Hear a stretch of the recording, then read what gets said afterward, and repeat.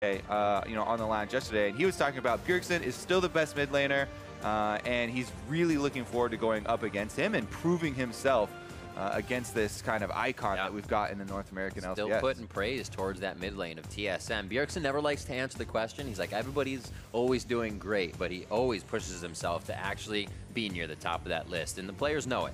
They will even say it. 3 bans in for TSM and 1 final here for Echo Fox. Feeling a Nocturne Riv? I think so. That would be the most common. Yeah. There we go. We got all of the superpower picks that have really become kind of standard bans there.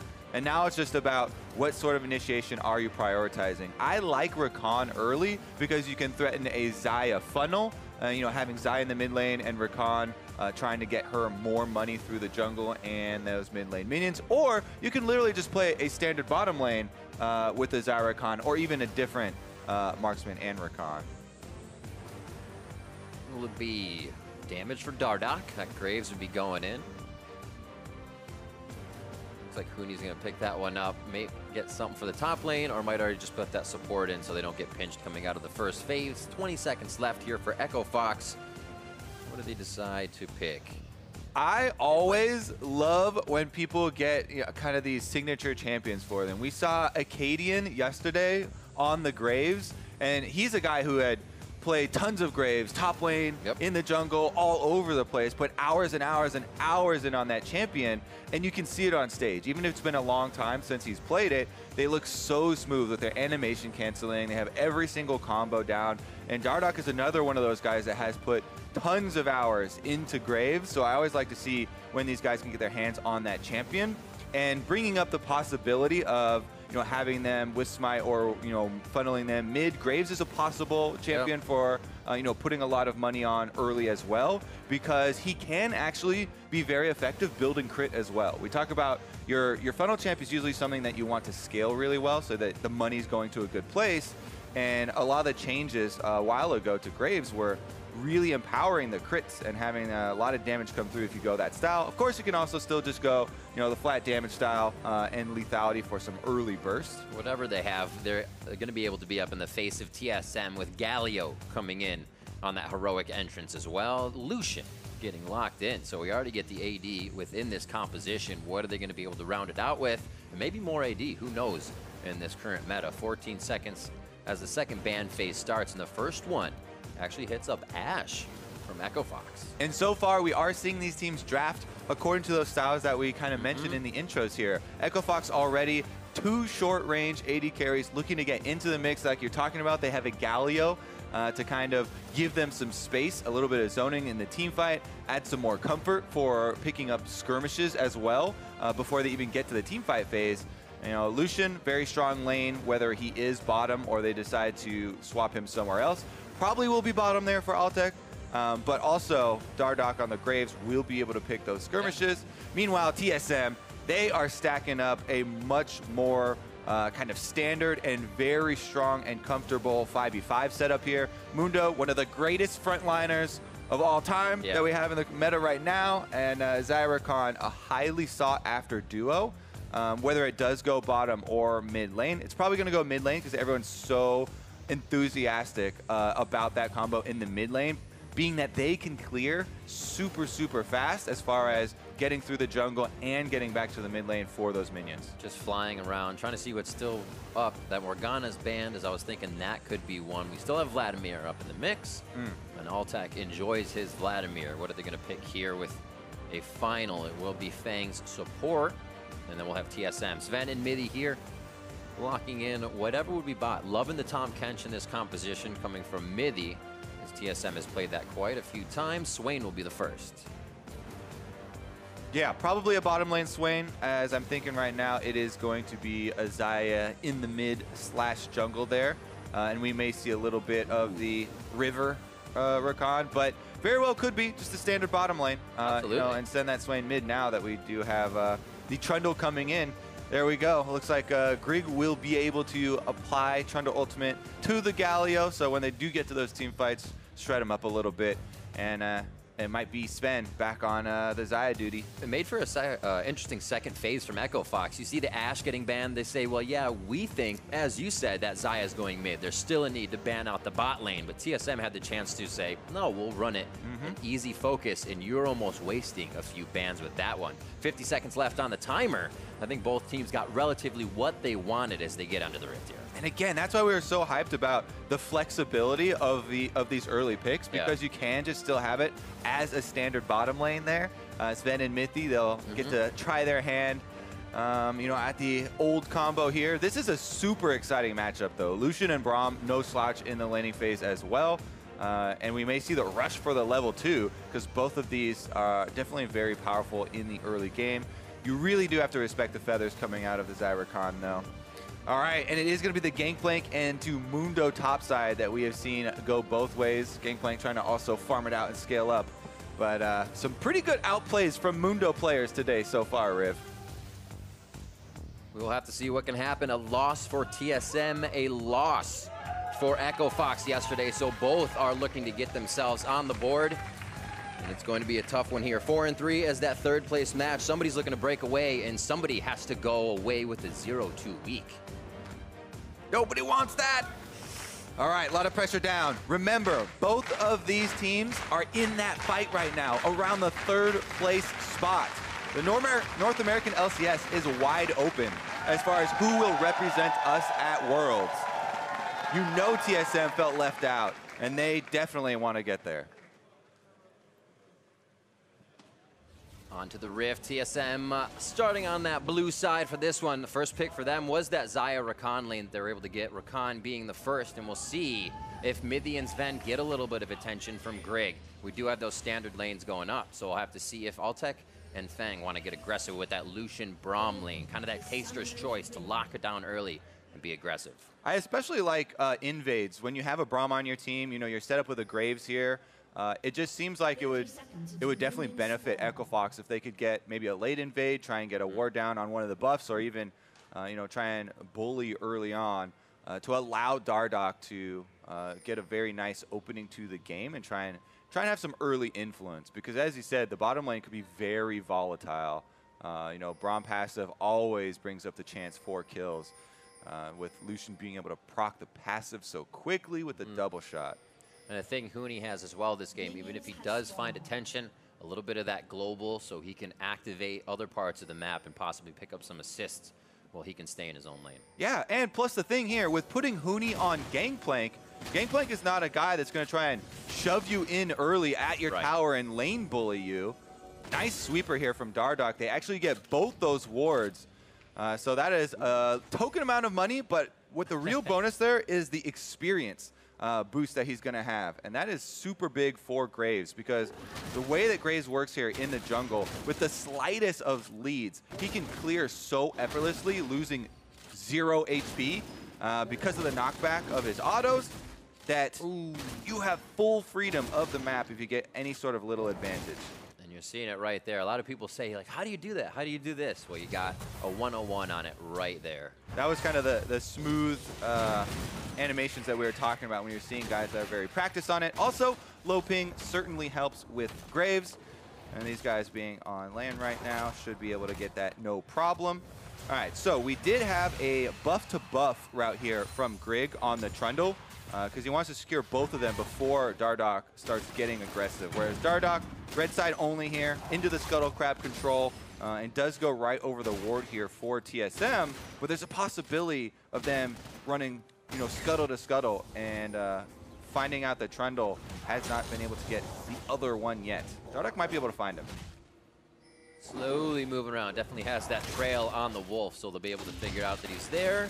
Ooh, just denying a bit of vision. Oh, last shot. Well, it comes through. Nice job on the smoke screen, and Dardoch's going to be able to skirt out of this one as Damonte had the lane nice and pushed up, making this easy. Yeah. Plus, Huni that we were talking about on the Gangplank, as Dardoch should go scuttle to scuttle now that they have bullied out the Trundle. The Gangplank, he already got a sly sack of gold, I saw in the inventory there, so he's farming up very well against the Mundo. And since Dardoch was able to bully Grig, the Trundle, off of this top side, it allows Huni to play this style. And we've been talking about Huni's been pushing up, and he gets ganked at the 3-minute mark and dies to it every time, it feels like, in summer. But the preventative measures there, Riv, you know, have been laid down, and Dardoch's been able to secure Huni the early lane phase. A little bit more gold slipping into his pocket as well as that Kleptomancy plays in his favor. Another one. It's going to be easy rolling in the top lane as he banks it in. Looks like he get a ward in, pushing back Hauntzer, forcing that teleport out. Hauntzer stays, thinking Huni would back, so they're just toying with each other right now. Eyes still on Dardoch as he makes his way around the jungle. He hasn't been able to break out of that just yet, as the lanes are back and forth and just not yet in favor for a gank. Yeah, Dardoch's super happy here. Been able to power clear through most of the map. Whenever you start out with both Scuttle Crabs for a jungler, and you have the, oh, here we go, bottom side though. Grand entrance in. Altec taking quite a bit of damage, down to 300. They changed their mind, seeing Frozen Domain come down quite early from Grig. Yep, Grig's gonna make his way into lane there, protecting kind of the power here for TSM, the Xayah Rakan that they want to play off of and funnel a lot of their resources into. You can already see Zven, nice CS lead here as they pushed up the extra minion wave. And he'll retain a little bit of that as Altec is able to clear them out, and the teleports start to come back from the bottom lane. There actually is a heal on Altec. Interesting here. So we'll have distinct recalls, and TSM can keep up that pressure with Sven being able to push this extra wave into the turret. So won't be able to actually catch up with the rest of that CS there for EchoFox. Luckily, everything's on the top side here for Feng, so he can stay to absorb some of this experience. See back into the mid lane, 36 to 36, as these two are all even. Bjergsen just needing a few more levels to keep these minions out from under the turret. As Damonte has a bit of that push pressure with Winds of War. Still trying to get the vision out. We'll see backs from them, and now EchoFox start to activate once more. Yeah, they're going towards Huni here, actually. No level 6s in on the game yet. But they've got 3 members up here and should be able to do it. Huni instantly walks behind him, so Hauntzer does not have an escape just before the level 6 comes through. They take down Hauntzer for first blood. Bjergsen with the teleport in just short on the never move on Dardoch. EchoFox get off to a very quick start here. No level 6 is required. They don't need the globals coming in, and they jumpstart this game. First blood is going to just shoot them across the map. Now they have Galio ultimate available and Gangplank available to try and make a play bottom side if they want to actually control both sides of the map. Here's the tower aggro though. Huni able to take that extra shot and just barely heal up enough. Bjergsen's teleport coming in does force that flash off of Dardoch, which might dissuade him from going too aggressive, but this is a lot of momentum for EchoFox considering they're the team with the double global ultimates that they just got on those level 6. They'll pick up a little bit of bot vision here as EchoFox feels like they have control of the map and they want to spread that around. Let's bring that now to the bottom side. See if Altec and Feng can get a bit more pressure as they only fall behind a few CS, still very much in range of being able to take over the lane. Yeah, and now Grig is faced with a situation here as the Trundle where it's level 6 Graves already. He's got way more money than you. He's going to start to invade you. Whenever Graves finds you, you know, at a buff like this, not only does he have the extra level for a possible outsmite, doesn't even have to the there. burst is there so big too. Exactly, but he has that range advantage. So if he finds you, he just gets a couple shots off, slowly whittles you down, you know, slows down your jungle, harasses you, and it really takes away from the agency of the TSM jungler here. So all the lanes now from TSM kind of have to keep that in the back of their minds where they're not going to get support, but Dardoch could always be in the wings trying to turn the tides of their matchup. Quick entrance in the middle, taunted down onto Bjergsen. He's going to get out of this one safe, but has to throw the ultimate on, as bot lane also went for a bit of back and forth action across the map. Yep, and Bjergsen, he does have phase rush, so he's able to dodge out of that one, but the ultimate cooldown for Swain is so much longer than it used to be, you know, before the rework, and just blowing that cooldown does give EchoFox a big opening here. Now they don't know they can invade, and if Bjergsen joins, it's not going to be with a lot of power. Multiple times now, EchoFox inside the top portion of TSM's jungle and not allowing Grig to get much of anything. 55 to 38 just between Dardoch and Grig, and the buffs are always going to Dardoch. This is that aggressive style here for EchoFox, and it paid off because they had Okay, because they had the execution on their early plays man, to back it up. Dardoch feels so much more at home here on these invading junglers, and he's going to be able to keep up this advantage. No camps here are available for Grig, so not too many options for him to go with. He has to ward it. He just got his wolves back, and they have to pull Bjergsen out of lane. Galio ult. TSM saying we have to start doing something to prevent this pressure. Hauntzer's now coming in, and Dardoch getting a little deeper than he wanted to on this. Double buff maybe to Hauntzer. Yes, he picks it up right as the turret hits. All right, a little bit too aggressive there, Riv, as they had the double globals, and you think, all right, they're just going to have the Galio ult come in, Gangplank ult come in, and back up this invade.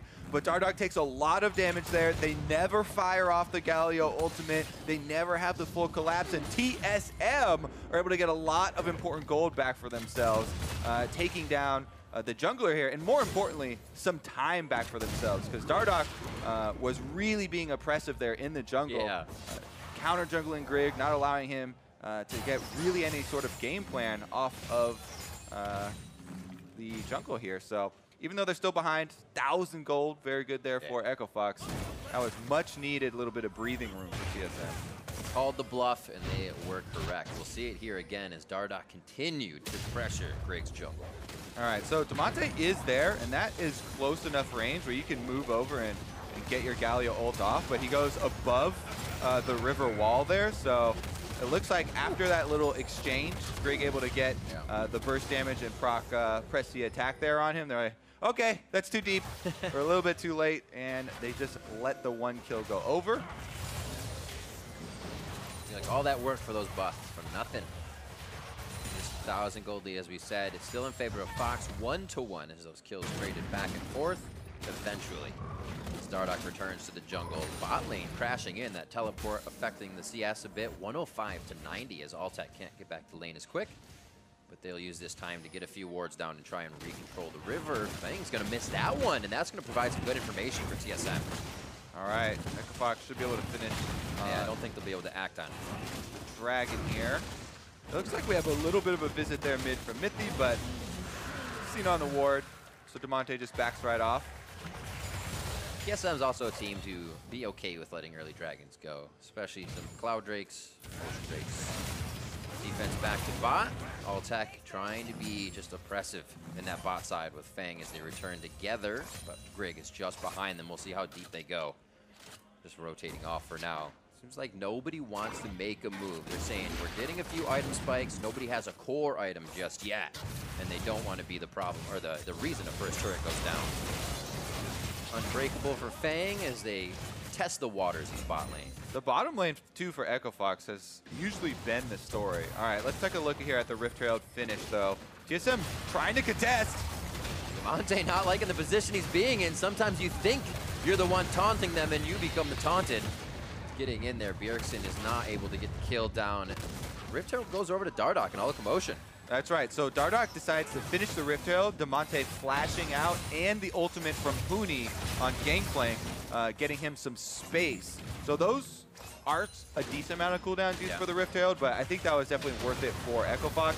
Nice yank in there from Bjergsen. You want to be able to stack up those soul shards. You can see the little red things under the Swain's name right there. Adds so much more threat to your ultimate. Can't really team fight if you don't stack those ones up first. It's either a boom or a bada boom. You want the bada boom. Definitely. Feng shields a little off, so he skirts himself against the wall to not take too much damage. But now that mithy is in and out, it really has a pretty good shield off of those Fae Feathers passive. He can get in without too much trouble. They're going to back off for the time being. Really quiet after the beginning of a game. It seems like Echo Fox kind of knew they stepped a little too far forward, and with Dardoch going down, they lost so much more. It was funny because after, you know, Dardoch died in the jungle there, he immediately was like, all right, I'm going to go for the PvE objectives now. He takes Dragon right up, and then he immediately takes Rift Trail too. But that is still being super proactive and making, you know, aggressive plays. They're just in the middle of the map in neutral territory rather than going for the super deep invade. And it's a good kind of alteration there as far as the strategy goes, because obviously the last time when he was very deep in the jungle and Damonte kind of took the route through the river rather than up by the tower, they, you know, a moment of being out of sync like that can give over kills and really snowball the game back away, because if you give this TSM composition some money, they're just looking for the front-to-back fight, right? Oh, they have great tanks. They have Trundle for shredding and the classic AD carry there. Xayah now with first item completed in the Storm Razor for that first on-hit crit. Their composition is kind of just to walk at you. We'll see how they can defend this turret with really Hauntzer coming down a little slow on the top. He may stay up there. Rift Herald with a beautiful shot, about 10% HP on this turret, and it will go down. They will not follow for second shot, but Echo Fox opens up the middle of the map. Yep, they get a little bit of chip damage here, but I'm always a little bit disappointed. You know, a little part of me dies inside when they don't continue protecting the Rift Herald and charge down multiple charges on the next turret. Just if you can be in position with that many people to not allow them to get an attack off on the eyeball, you can really heavily damage the secondary turret, sometimes even take 2 turrets at once. However, Echo Fox needed to reset here to get back out to their side lanes and allow for those purchases so they don't let TSM gain any sort of momentum on the other side of the map. Sign me up for the second turret comp, Kobe. Yeah. I'm in there. Just stick around, make that charge all the way through. Team stick around. Coming up on 15 minutes. Just that one turret right now, but good global gold for Echo Fox. We see the Triforce coming through now. The Rod of Ages finished along with the Blade of the Rune King. So up against the Storm Razor on the other side. 4 members here for TSM bottom side. I think they want to be able to get the turret. Top side, though, Huni. Very close to going down for Hauntzer. Gets the ultimate on. He's good to go as Hauntzer gets himself out of cannon barrage. TSM just slowly letting this turret whittle down to see if they can find a fight from Echo Fox countering, but nothing goes down. A minute and a half on that Infernal Drake to come up, so. Yep, Zven and mithy there on the bottom side, slowly work down that turret. Echo Fox here and Huni should be able to trade on the top side, though, because there was so much focus top side early on from Echo Fox. Damonte and Dardoch putting a lot of pressure there, and Huni is able to get the turret. He's ahead in gold. He's on Gangplank, you know, a carry, a damage dealer, and Trinity Force has been completed, so this is much more comfort zone for him than we've seen recently. Uh-oh. Coming in, mithy could get that defense back to Huni, but he gets the charm on. Removes Scurvy, removes the charm, and Dardoch is now in the frying pan. He goes down as Echo Fox once again feels like they're more ahead than they are. Good collapse there from TSM to slap Dardoch's hand while he's got it in the cookie jar once again, and they're able to get a second kill onto the Graves. But this is Red Buff and Huni trying to get some alone time there, 2v1 with Hauntzer, but they don't account for the rest of the members on the team. Look at the mini-map for this whole replay. All other members of Echo Fox were in the base, and it's Huni and Dardoch making a play by themselves on the top side of the map, deep in TSM territory. So once again, that has been the classic conversation around this team, where it feels like a Huni and Dardoch team. Well, that's because the rest of the guys are, you know, in the fountain while they're creating plays. Zven having to flash as well during that replay of an altercation. So he will not have that. Featherstorm will be necessary for a next fight. 2-1 here coming up on 17 minutes. TSM is saying, yeah, the Infernal Drake means a little bit more. That first Cloud Drake wasn't really on the menu, but this one will try to. Oh, look at Xayah. Speaking of Xayah, Zven is on the outside of the map. TP there. So Echo Fox do have, oh, TP is coming in. Just a little below the river. Will they have enough time? 2,000 health onto the Drake. Smite from Grig is there as well, and it is going to be coming in from TSM. They try to disperse out of the fight. Hauntzer puts himself on the top side, but gets the safety, and it looks like TSM will disengage. Ooh, TSM happy to get that Infernal Drake, put that one away for later, and start to scale up. Grig was able to stick around right next to the dragon, combos his Smite with the bite right there for him, and you got to talk about this guy as far as TSM and bringing in the junglers. He has been able to win so many Smite fights, stealing multiple Barons for this squad. So he definitely has at least this aspect under control. Let's take another look at it. TSM move up. There's the teleport from Zven. And even with the Gangplank ult coming down to zone off the team, Grig stays in there. He makes sure he gets the execute on the Infernal Drake and then flashes out the back. Really feels good in those tense situations. You remember the Griggy Smite in the TSM C9 game? I was there with you, bud. Yeah, that's right. Him and mithy came in, and he spit him out, instantly taking that Baron, ultimately winning TSM the game. We'll see if it can come up big here. Calling down the smite from the gods. Been in favor of Grig lately. 1-0-1. Really pressured in his jungle, but keeping it in the game for TSM here and recognizing Dardoch's pressure top. We'll see where they can go from here. 28.7 to 32.2. Definitely still in favor of Echo Fox kind of starting these fights, but TSM has been able to use that fight prowess, organizing themselves around it to take what they want. Yeah, and we have an early Grievous Wounds here. Huni's been able to upgrade already to the full Mortal Reminder. Whoa. And you can see there's a lot of armor that has been stacked. We talked about the tanks on TSM's side. And Huni with second item Mortal Reminder, you know, his barrels are going to be able to apply the Grievous Wounds as well as shredding through a lot of that armor. So we might even just see him, you know, going for those frontline chains. Obviously, you would love to get a backline barrel chain onto the Xayah, but if all else fails, he can significantly chunk through a lot of this tank line as well. We'll have to see how that does work out for them. This is also Huni's first play of that Gangplank this season. In bot lane, he's actually under the turret, taking quite a bit of damage. Got to be careful. Trial by fire as well as extra damage. But he has used Fire at Will for the ultimate. Considering these fights will stay in a spot for a longer time, Fire at Will increases the attack speed of Rakan and Barrage over the period of time.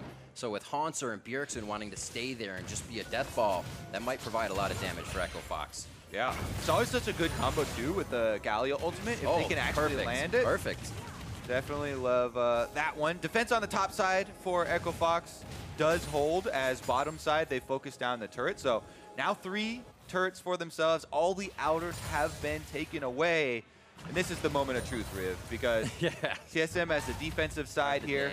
They're trying to hold, but they don't have as much defense now to work around with all the turrets down. So they have to worry about people getting caught out. Again, the double globals of Gangplank and Galio, they really have to keep an eye out as far as their positioning. So what is next on the board? Low kills in the game where there's actually been quite a bit of back and forth. It's just each team, as I said, able to get that Drake back out, maybe a kill top, back out, not much more. Even Echo Fox on the Rift Herald, 1 turret was good enough. They didn't want to push it that much further. 3-1 in turrets though means they can start getting the vision in, creating shorter paths between each lane. It means there's a lot more pressure for TSM to deal with. A quick try for the hit onto mithy, but he gets the safety. All right. Echo Fox currently pushing all the side lanes up. Top lane has been taken care of by Zven, but the jungle is under attack. Ignite is down right away. Damonte looking to get close. Taunt just out of range as he doesn't get it to connect. Oh, mithy comes in with the grand entrance, and it's going to be the charm. Is the quickness enough? Bjergsen has his eyes on Damonte, flashes over the wall with him. Zanyas goes down, and he's ready to activate the R2. It's not enough. Now Bjergsen has to go gold, and it's pretty, but is it enough? 1-for-1 as the fight starts, and Echo Fox is now trying to retreat. They turn with Feng's shield up, and Dardoch looks for shots as TSM is huffing in the cleavers. Double KO here, both mid laners down, but Echo Fox still pressing and should be able to get the turret. Definitely going to have it, being able to put the barrels forward, pushing TSM back. There just wasn't enough defense, and Echo Fox come out on top of the mid-game fight. They still have the pressure on the map too. Health advantage means that they get to get the Scuttle Crab by Baron, where the vision becoming extremely important. You know, the damage now in the game skyrocketing here, and both teams, if they got an amount of control enough, they would be able to burn down this Baron pretty quickly. Hear it all this again. Even after using Glacial Fissure, they say more. We want more. Go, ignite. Yeah, at the beginning of this, it looks like Echo Fox used a lot of resources here on the Trundle. Double ultimates, they use the ignite, they chase him through, and then TSM do get a decent collapse here. Damonte finds it out by the wall next to Huni, so when Bjergsen follows him for the flash, he immediately starts to get focused down, has to use his stopwatch as well, and that baits Damonte to go back in. And they both get executed. Just missed time. Yeah. Then we think, okay, so Hauntzer with the ultimate rolling there on Mundo could provide frontline, but a lot of their DPS was forced off of the fight. Good calling there, right on the Zven. Ruffling his feathers. There's the word I wanted. Just a bit of vision control here as Echo Fox gets themselves back out after a bit of a bye. There's Zanya's in there. Monte Black Cleaver for Altec, as he's going to be looking to just shred people down as Huni starts going Steric's way. Yeah, I mean, we talked about the tanks and the power of all these tanks, but There are 2 Black Cleavers, the fully completed Mortal Reminder from Huni, plus the Blade of the Ruin King from Altec on Lucian, especially with the double tap. It's a lot of percentage health damage, so it's actually going to be a split map right now. TSM 3 members top side. They're going to trade the Cloud Drake for some gold for themselves, as they do take that much needed outer tower. EchoFox, though, they're not going to let it get away with just that being the trade. Yeah, they say, okay. Anybody mid? It is Bjergsen. They say, dang it, we can't get any further here. Seeing Baron up, as well as a Drake spawning soon, could be a problem. mithy missing out of that one as he gets himself quickly shielded up. Yeah, 2 ultimates used here from EchoFox. They definitely have a little bit itchy trigger finger, as soon as they see someone out, they're just willing to throw everything at them. But again, that does give them control over the Baron to clear out the vision here, and that's becoming extremely important. They actually missed quite a few of the wards there with the Scryer's Bloom, so TSM feel pretty confident that they aren't sneaking Baron. And even though there is this big gold lead for EchoFox, they know if they mess up one of these fights chasing into the jungle or something, then it would swing right back towards TSM's favor. And again, these 2 teams tied at 4 and 3, both with their eyes on representing North America at Worlds. These games are extremely important to getting them to the playoff spot, making sure that they have that chance to be these representatives.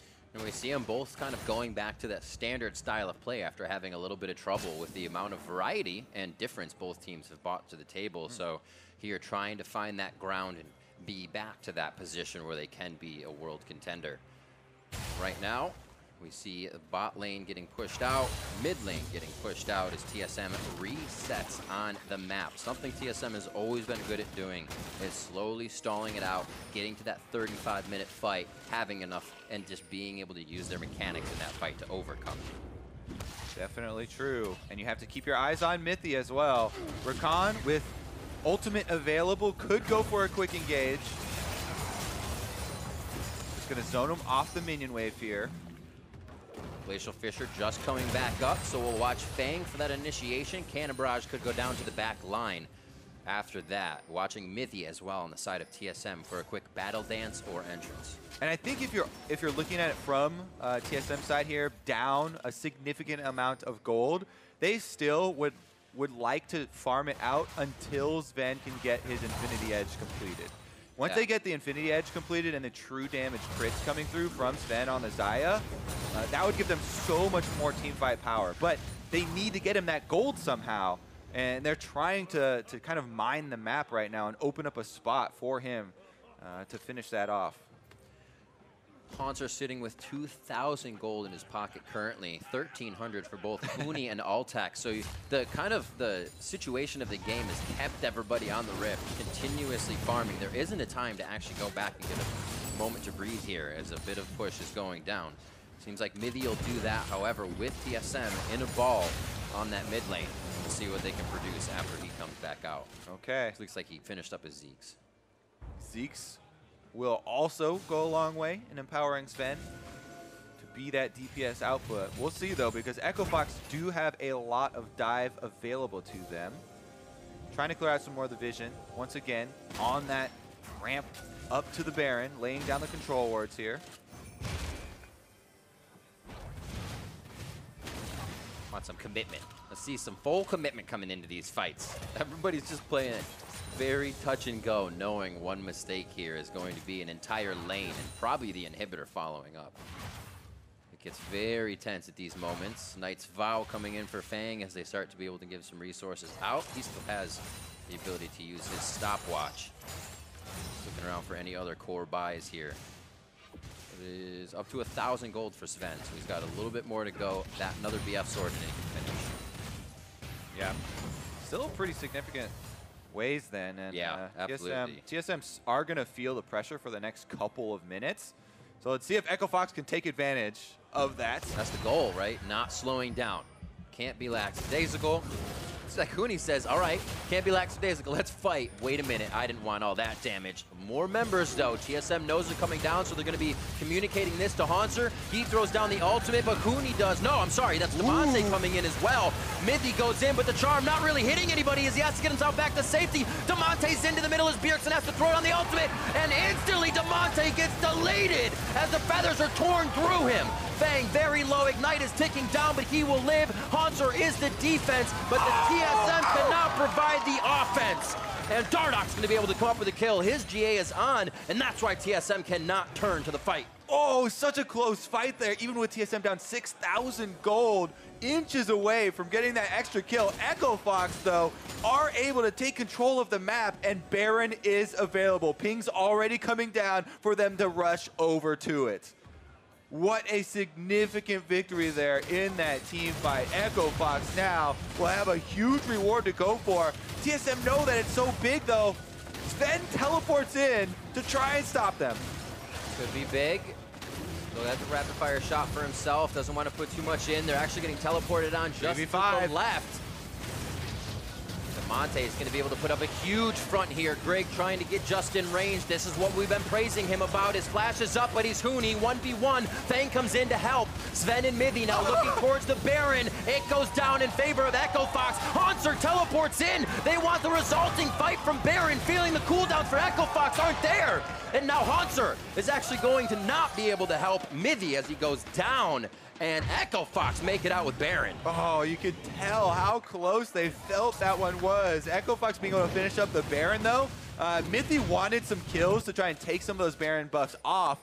Ends up, though, he has no backup from the team. Goes in, dies by himself. Here's how it all started. Echo Fox jump onto Hauntzer, the main tank, and they actually use the Galio ult there on just the Mundo, and him flashing out gives a huge opening for TSM because that big zoning ultimate was used so early. Then Zven flashes back on the Xayah. He gets the pullback through. They kill the Galio, but Dardoch finishes off the Swain here, along with Huni firing off the parlay on Gangplank, barely surviving there with 50 HP. So Echo Fox on the edge, still able to come out with the victory, and now they've got Baron buff to push with. You know that's how they like to play it. Oh, on the edge. Look at the damage coming out, and that means these fights are going quite long. Gangplank's obviously do a bit of damage, but he's got to get a few barrels out to be doing 5,700, as well as Hauntzer staying in the fight. So we'll see how well they can stand toe-to-toe as the next fight comes about here at this top inhibitor. 31 minutes in, 5-4, and it's just about a 10,000 gold lead, so Echo Fox feel really good to pressure. Hauntzer trying to get a fight on Damonte, but he has the heroic charge into the fight, and now Dardoch is coming back up from the GA. Zven Storm keeps him alive as he just gets back to safety, but collateral damage drops him as he hits the ground. Oh my goodness, I thought it was a bad start for Echo Fox. Huni actually gets pulled in. Not in a great spot, removes Scourge, he gets himself to safety, and now it's going to be Hauntzer going down. Echo Fox are staying for the long haul, and they're looking for the Nexus. 50 seconds onto Hauntzer. No minions. Yeah, they do have a siege minion actually just behind this turret, not in range to help the armor, which is hurting them, so they need the melees. Now they're onto the turrets, and it is going to be Huni tanking it up. Grig looking for a target. Who's the priority? What would be the best to take down? But Echo Fox are able to lock down TSM and knock down TSM. Moving on to 5-3. At 10-4, Echo Fox take down TSM. Big improvements for Echo Fox after the play yesterday. Huni on the Gangplank. Looks so comfortable. Dardoch invading with the Graves to give them the early advantage. And they never really lost momentum. Some kills given over there off of the invades and TSM getting some back for themselves, but for the most part, good snowball there from Echo Fox, keeping up the pressure. Kind of wondered where the initiation would come from. It was really just Huni walking up. It was interesting. There was a lot of a stall there, or a lot of stall that the team saw, and it was Echo Fox going bot lane and kind of forcing that fight. And to their luck, it was TSM being out of position and not able to really coordinate on it. Huni didn't die a single time in the entire game, despite getting down to about 40 health there in a couple of instances. Woo. Still playing on the edge. He still has the killer instinct. Heck yeah. There's that first GP of the split. Got to feel good. Gonna have to ban it away from him now, right? It's a solid ban against Huni once you figure that out. It had been a lot of Mundo, Renekton, Rumble, Yasuo, everything that he could throw at the board saying it was his meta. He's got to be feeling good after this game with that little bit of a slump previously. So to hear from the pros that picked up the win, let's send it over to Avali and Echo Fox's Outlaw in the jungle. Thanks, guys. Dardoch, congratulations on taking down TSM. It is so nice to see you back on these carry junglers. What triggered the transition back?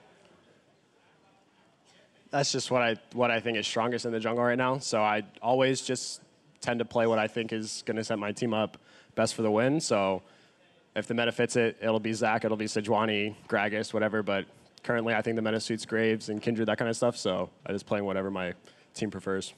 And you guys just came back from Rift Rivals. You were the only team to pick up a win in that regional best of 5. Was there anything that you learned from that tournament that you applied this week? Well, Europe taught us a lot, just basic fundamentals of the game. They're just really great players in general. So practice against them is just of a higher quality than it is in our region specifically. So in general, we learned a lot just by them coming over. But in specific, I'd say that we learned a lot about different characters, especially like Heimerdinger, Aatrox. Like you saw the stat graphic, whatever, we were like 0-7 as a region against them. It's pretty sad, but yeah, I mean, Europe just had obviously a lot to teach us. It showed in the tournament as well. I spoke with Damonte a little bit earlier, and he said he had a lot of respect for Bjergsen, but he was still coming into this game confident. What do you think about him and his performance so far and his transition to the team? His performance on stage leaves a little bit to be desired so far, but the reason he's on stage is because he performs to a higher level in scrims, and everybody on the team still believes in him to perform at that level. So, yeah, we just have a lot of faith in Tanner. He's a great player, and I'm sure he's going to figure it out. Dardoch, well, thank you, and congratulations again on the win. And for more on the game, let's hear from the analyst desk. Thank you very much, Avali. We've got Lorlo here in the analyst desk, which raises the elo on the desk massively. Like, we cut Dash, that helped. You've made that joke like 3 times in the last 2 days. Yeah, because I'm here. Yeah, I made it yesterday. In the morning. Now again with Lorlo. Well, he's actually an LCS caliber player, so this is great. We have some high-tier analysis. So yeah, welcome. First of all, congrats on your win. How'd it feel? Thank you. Felt good, dude. I got hard carried. Yeah, you did. Better top I was a role player. May have we also won played GP versus Mundo, which we saw in this game as well. Stay tuned. We'll talk about that later on in the show. So first off, I want to talk about what happened in this draft, of course. We had TSM kind of go back to comfort, though, right? Fairly winning bot lane, Bjergsen on like a damage mage. You know, Mundo kind of, he's going to role play up there or whatever. But like, this looks like TSM returning to comfort. Echo Fox, obviously, with the Graves and GP, played around top and had a more sort of explosive game. Yeah, but I think they made a bit of a mistake in draft on TSM side because they saw the Lucian come in as the last pick on the first phase of the draft. And usually what happens is whichever team has the Mundo, if they haven't been counterpicked yet, will then ban out Darius and GP, and they only ban the Darius and they leave the GP up because they're like, well, maybe the Lucian's going up there anyways. And that kind of was a big problem because the GP ends up taking over the game. Yeah, I think it cost him the game, actually. And Lolo, take us through like how that matchup plays out. Yeah, so I feel like Echo Fox, first off, they played like how they want to play as a team. I feel like yesterday they played Mundo, and like Huni's not really a tank player. They just like stick to their strength. Like ideally in draft as well, they put Huni on a carry, had Dardoch on an aggressive jungler, and they put like their other lanes on like the more supportive side. And I feel like the GP Mundo lane, it's really farmed. Like GP pushes in early, gets probably a 5 to 10 CS lead in the early game, buys Sheen, then later on he just is a safe pick that just scales for late pretty much, and then just scales and just wins team fights later on for his team, so it's really good. And on top of that, you have GP ult to just help anywhere and just clear waves. So. Yeah, you can lose lane and still be really helpful for the team. Of course, we want to show off some of the early pathing that Dardoch actually did, so we're going to roll our first replay because he got massively ahead on Graves. So this is basically his third camp. He's on a very early Scuttle pickup, and immediately after Scuttle, actually, he finds himself invading against the Wolves. It actually takes this is really good for in terms of like how the GP Mundo matchup plays as well, because having the Graves just completely take control of the early game just makes the Mundo GP matchup really favored in GP, because GP just constantly gets to push in Mundo without any threat of getting ganked. And then also on top of that, Dardoch gets both crabs here. And like he just completely takes control of the early game, and Grig really can't just play the game after this. And they have a pushing top and mid as well. So yeah, and they were able into the dive. To actually transition it to a good early dive. And we were talking about how it feels like these are the kinds of plays that hadn't been working for Echo Fox recently, and it was kind of TSM's fault for not respecting this. They see it coming in and they want to start channeling the TP. And he's just CSing. Yeah, he's just CSing. Bjergsen's like, I can potentially TP, but he starts channeling the TP after the dive started. Exactly. So Big mistake. I think maybe if Hauntzer went back a little bit before and then he played with Grig after, maybe it would have been better for him because they could maybe trade 1-for-1 after that. But after he's like all the way up on tier 1 and he's like the 3 committee, it's like there's not much you can do after that. You're just goodbye. Yeah. Bjergsen caught the wave though. He got 6 CS for his trouble with the teleport. So scaling as TSM does. And that's what they were trying to do, which is why most of the time when we see Mundo, right, he is going to outscale. But I feel like Gangplank is the only champion who holds the scaling advantage over Mundo that's currently in the meta right now. So that was a big thing because TSM held the gold close for a long period of time. And even then, I think it was kind of about teamfight execution after that point. So EchoFox did good things in the early game, getting Dardoch ahead, getting the GP ahead.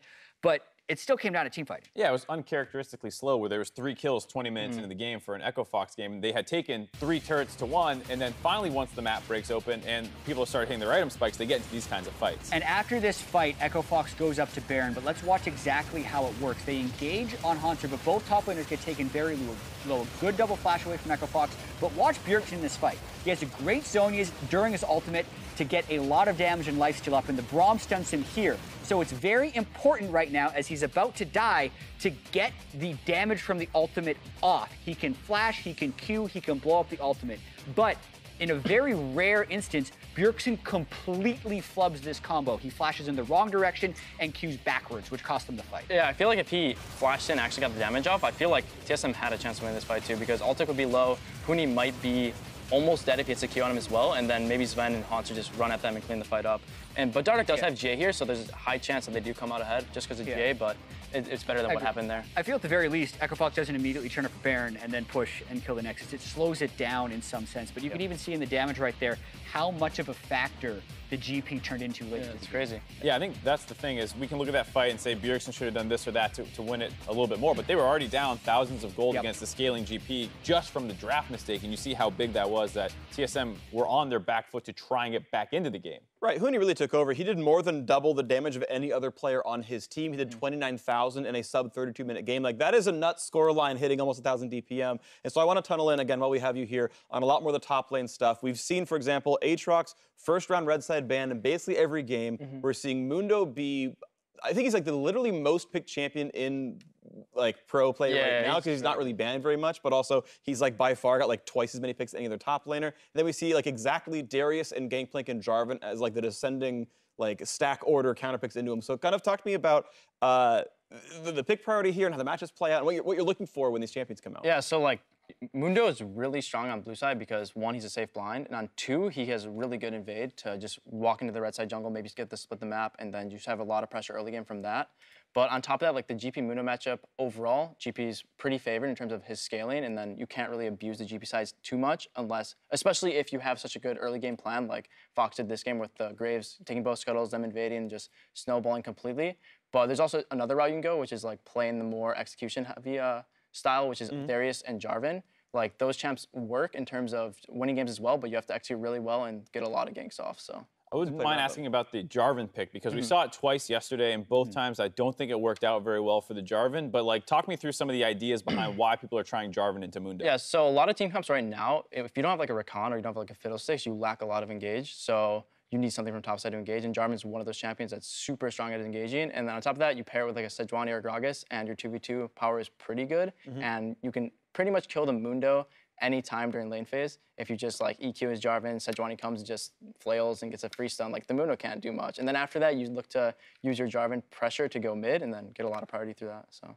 Is there like an amount of gold lead you need to be the Darius or the Jarvan before you're like, well, we got first blood, but the jungle got the assist? Like, do you just still lose if you're against Mundo in that regard? So for Jarvan, a lot of it, you will never get the 1v1 prowess against him. You just kind of gank him early lane, get out of like that hard like rut that when Mundo gets one item, and then you just make a lot of mid-game fights with the Jarvan side. You're trying to get out of your lane. Yeah, you never want to fight Mundo. And then for the Darius side, you want to keep consistently getting leads through the Mundo because you have a lot of early lane pressure, you have a lot of just 1v1 prowess, and you also can just dive the Mundo whenever you send another person up there. And it's a lot about not just having the good matchup, but a lot about having the good 2v2, which is like the Darius edge combo, or like the Jarvan edge combo, or just champions that synergize really well to be able to execute dives. And I feel like teams will be doing more of that as weeks go on, so we'll see that as well. Cool. Well, thank you very much, Lola, for joining us. I love the fact that you got all that insight in for us, so I get to learn more things about League of Legends. Now, we are going to be stepping away for a short break, but when we return, it is Counter Logic Gaming versus Cloud9. Stay tuned.